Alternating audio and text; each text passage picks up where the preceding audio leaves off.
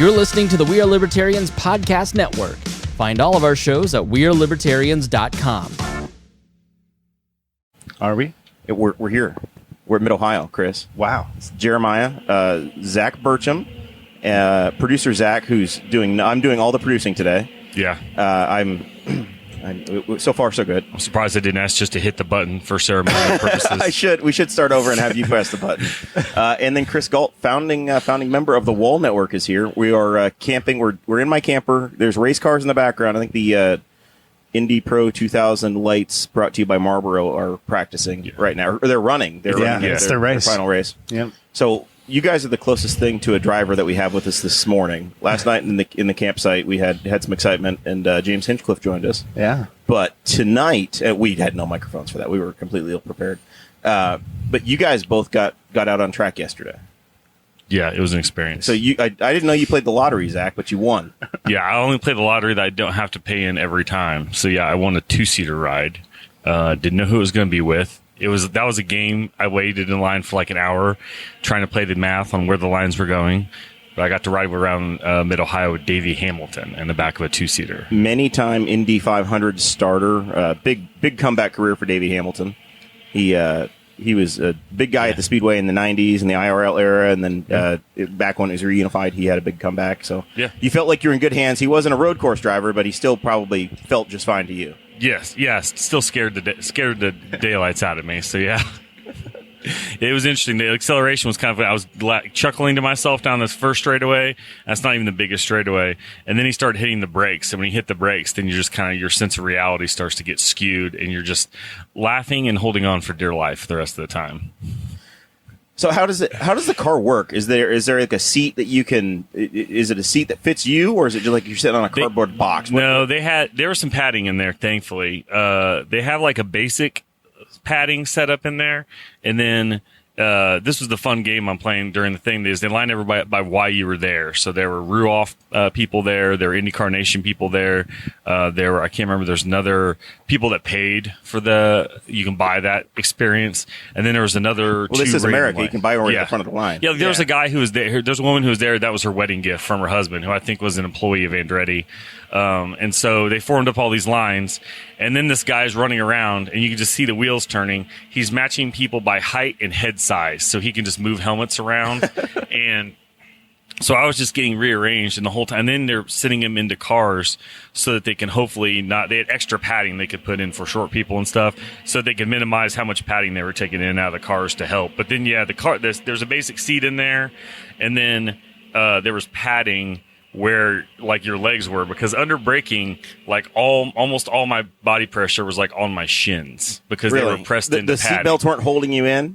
No. Not. I mean, a little bit, but like it's. I mean, it was like a really crazy roller coaster, but you're tucked in there so tight. Like I would ride like the Son of Beast, which I'm sure it's exactly the same as the Son of Beast. I never got to ride the Son of Beast. That thing would break my legs and ankles every time. Yeah, it wasn't like a pain, but it was like a pressure. You're definitely leaning forward, and every time he turned the wheel or hit the brakes, you were just at the will of whatever range of motion your neck had, or there's a head surround. So like when you turned, your head just kind of bang to the left or bang to the right, whichever way he was going. So, do you remember the lap well? Did you know where you were on the track, or was it just chaos? Luckily, I had done a hot lap ride a couple of years ago, and that point it was a Honda Accord. And so I knew the track fairly well from that, and I've been coming here. I think we're trying to figure out if this is like my 5th or 6th year in a row being here. So I'm fairly familiar with the track. The only part that made me nervous was the S's, because that's a part where you go down and you go up over a hill and crest and go right back down. Like the peak of the turn is the hill. Yeah. And so I was like, man, that might flip my lunch over. I'm not sure. Like that was the only part that really concerned me. But yeah, there's parts you're like, man, he could spin out here. I'm like, and that would be kind of cool if he spun out here and if I got to ride. But yeah, the lateral acceleration was pretty amazing on it. So yeah, that was just like, and they wouldn't let me take a camera or anything, and they had GoPro mounts in the car. I really want to take my GoPro. So I had my Garmin running watch on. I set it for a bicycle ride and started it. So I have a bicycle ride in Strava that averaged 68 miles an hour with a top speed of 142. So you found out your top speed was 142? Yeah, I was like, I'm going to record this. They're doing 180 something, I think, is what the actual Indy cars do. Yeah, on the oval, I think is what they do. See, and I think that when I did the hot lap car, I think it went over 100. But I'm saying the Indy cars today, when they're on the race, they're going like 180 as their top speed. So you're only 40 miles an hour off. And for being a big, heavy car, I think that they've been like nursing along with body kits to make it look nice for like the last 10 years. Not too bad. And it was pretty good. But yeah, it was an experience for sure. I hope to do it again. I'll just keep entering in the lottery. So, Chris, what'd you think of your ride? I'm like him, but like 3 or 4 years ago when it was his second year here, he got a hot lap ride in a Honda Accord, right? Yeah. So mine was in a Civic Type R. And we did go over 100 miles an hour on the straights. But she was, the driver I had was not a race car driver. She was actually an EMS driver and a pace car driver for IndyCar. Wow. So she worked for AMR and the medical response team that goes out on the track when there's an accident. So she has to be fast. And she drives not normal. Like, she doesn't just drive around the track like it's a race. So she was flying, man. It was wild. That crest that he's talking about in the IndyCar, it felt crazy in that Civic because she just whipped it right over there. Yeah. She's like, "This is the fun part." All right, I'm going to bring in. Awesome. I'm going to bring in our buddy Joey Mulinaro too. He's standing off screen in the green room. Joey, I'll hand you. We can borrow Zach's mic. Nice. Thanks, Zach. First weekend out at Mid Ohio. Yeah. What do you think? You've had the experience. You've gotten to go down to the paddock area, meet some drivers. We've driven you around in the golf cart. You've seen the cars in all kinds of different spots. It's the best of both worlds because it's essentially camping and a campsite. And, oh, by the way, there just happens to be an awesome race and a great course, right in the middle of all of it. So that's been great. Coming up in a family, marrying into a family. It's big outdoors folks, big camping folks. We come out here, and then we wake up to race cars, and there's nothing better. Yep. They start early. You camp out here. They do not care that we're camped here. It's an alarm clock, that's for sure. But it's a good alarm clock. So, no, it's been awesome. And like we talked about so many times, one of the best parts about IndyCar and series and everything is the access. And just the fact that, like, we're in the paddock, and Joseph Newgarden's walking by, and Simon Pagino's riding by, and you just talk to him, and it's just so cool, man. So Jack Carvey comes off the track, and he immediately starts talking to you about Star Wars. He gets your mother-in-law going with a picture. She's all happy about it. So I'm loving Mid Ohio, man. It's great. So you had James Hinchcliffe come by, stop by the campsite last night, and all Libby could talk about with telling James was how much she loves Jack Harvey. That was her. That was her go-to. Telling him about Jack Harvey and then her other heartthrobs, as she calls them. I think Mario and Jim Clark and maybe Jim Hurtubise too. So who was it? Glenn Hill, I think. Is that who Graham it was? Hill. Graham Hill. Yeah, Glenn Hill, I think, was the piston. Right? Okay. Right? Grant Hill was the piston. Yes. That's it. Yeah, in the 90s. Yes. Yeah. But no, Hinch is the man. He is just one of the best dudes ever. The old cliche about Canadians being super nice.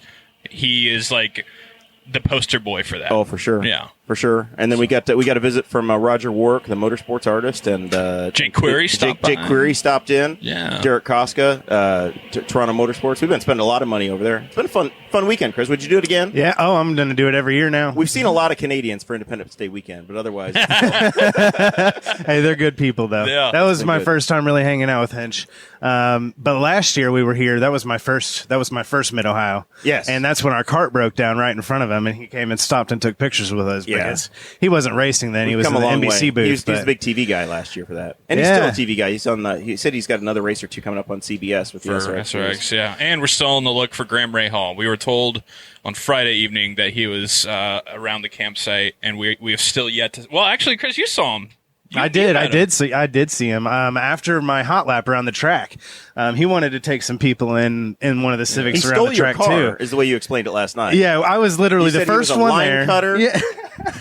I was the first one there. I was there before the whole entire line. I was ready to go. I was supposed to be with Matt Brabham, and he jumps in, takes the car, takes some of his friends out on the track, and I got in the second car with the EMS lady. That's happened to you twice this weekend.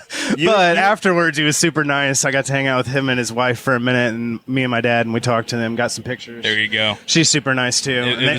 Their baby was there, so it was pretty fun. It was worth getting cut in line. Yeah, it was worth it. Just like yesterday when we got ahead of you coming into the campground too. You and your dad were sitting here waiting patiently. And 30 minutes before the gates open, just sitting in line. I roll in with Zach, and they just let us straight on through. It's what happens when you roll in with Zach. Next time I'll caravan from Newcastle for sure. We'll have a camper by then. I will say, though, thank you for the hospitality. This is the way to do an IndyCar race with you guys, so this is awesome. We're glad to have you. Appreciate it. Check out Joey on Barstool. Check out Gault on any of the We Are Libertarians shows that he gets to appear on. Go back to the deep archives. Join the Patreon for the big old wall show, and you'll get some of the. This is my first time on the hog. We did have you invited on a couple years ago, and you backed out on me. So we're glad you rescheduled it on me. We'll have to check the notes. Zach, you're getting ready to disappear and take a hiatus from us for a couple of weeks, but we'll have you back on by late summer. Yeah, I'm going to rest and relax for my weekend of resting and relaxing.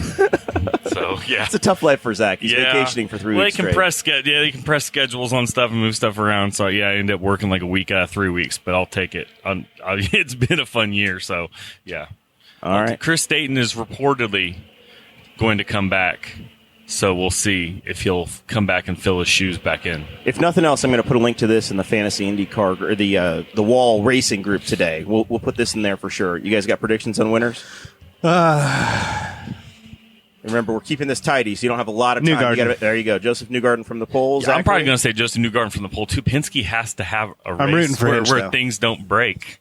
And Joey's got a Barstool sports bet thing going today where I think it's any one of 2 or 3 Americans. I got to clarify He's got quick. it. Oh, all right. Okay.